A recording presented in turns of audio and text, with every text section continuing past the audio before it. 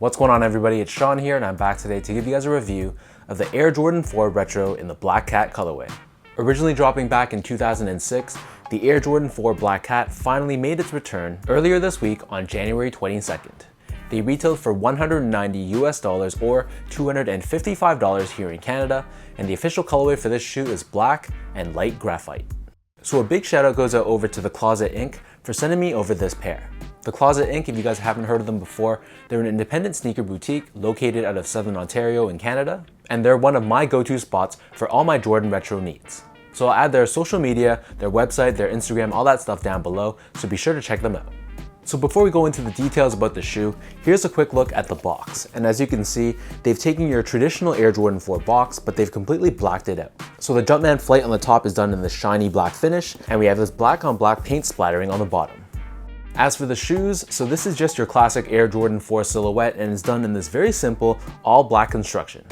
The upper of the shoe is constructed using the synthetic black nubuck, which feels pretty decent in hand. It's not anything amazing, but it's not the worst I've seen either.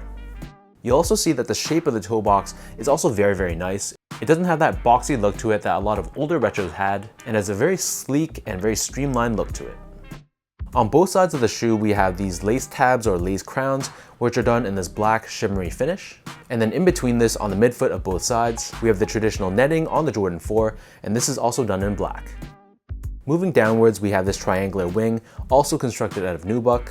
And then as we take a look at the very back of the shoe, so instead of a plastic heel cup, this is also done in nubuck, and it's accented with this glossy Jumpman logo in the center. One thing I noticed about these black cats is on the interior side of the back tab, I'm pretty sure that the OG version from 06 had the word Black Cat written on it, but for this year's retro, it's empty. Moving on to the laces, so these come with your standard black flat laces, and then underneath this we have the tongue, which is covered in that same black netting that was found on the mid panels.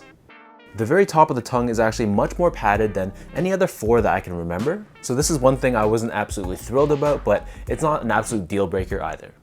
This tongue is accented with this tag, which has the Jumpman flight branding done in light graphite. And then on the interior side of the tongue, we have this Air Jordan branding done in light graphite in this upside down fashion.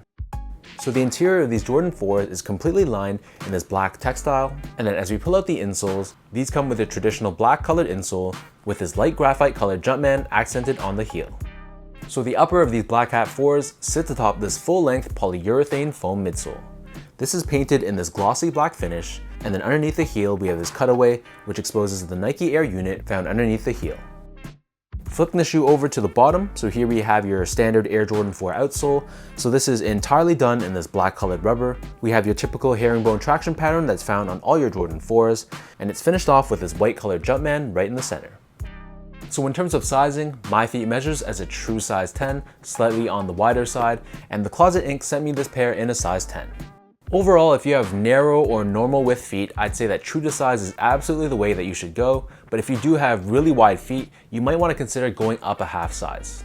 True to size wasn't a deal breaker by any means, but I could feel a little bit of pinching on the width of my feet, but by wearing thinner socks, that kind of took away the problem. But if I was to wear thicker socks like Nike Elite socks, then half a size up definitely would be the better way to go.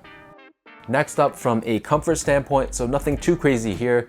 The comfort on these Black Cat 4s is pretty standard. I wasn't mind blown by any means, and it feels like pretty much any of your standard retro sneakers from the late 80s.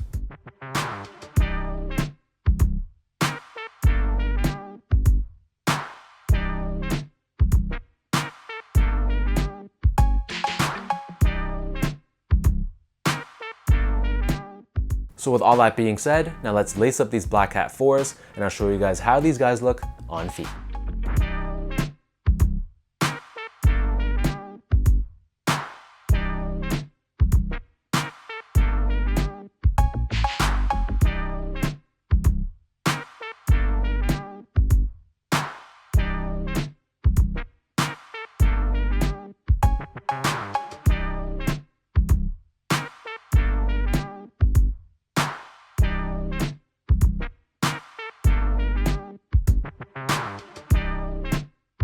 To my surprise, these Black Cat 4s actually have been selling pretty well. Obviously, this is a very simplistic and a very basic colorway, but while this can be seen in a negative light, at the same time, it's also very wearable, and it's a shoe that I personally don't need to worry too much about getting dirty, and also spending a ton of time deciding what to wear with this shoe. Is this a must-have in my collection? Probably not, but this does bring back nostalgia from the OG pair from 2006. So let me know in the comment section down below how you guys feel about this Black Cat Air Jordan 4s. Did you guys pick up a pair? Was this a pass? Or are you guys waiting for potentially these going on sale? If you guys like this video, be sure to like, comment, and subscribe. Give me a follow on Instagram at sgo8. Check out my Twitter account at sean.go and visit my website as well at seango.ca. Before I end this video, one final shout out goes out to The Closet Inc., so be sure to check them out, show them some love, and until next time, I'll catch you guys in my next video.